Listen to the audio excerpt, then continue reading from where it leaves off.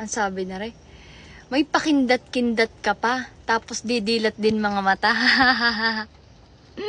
Kahit kailan ka talaga Queen, palanero ka. Buti na lang maganda ka. Ano bakit? Anong meron sa pagkindat-kindat at saka pagdilat ng aking mata, ha? Ikaw bagay ano?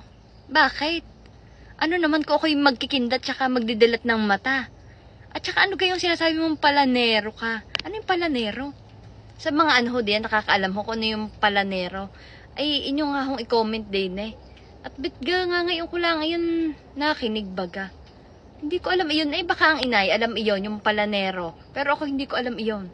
Kaya, comment sa mga nakakaalam kung ano iyon. Ha? Diyos ko, ay naman. Pati pagkindat-kindat ko, tsaka pagdilat ko ng mata, ay pinoproblema mo. Ha? Sorry, ayoko na.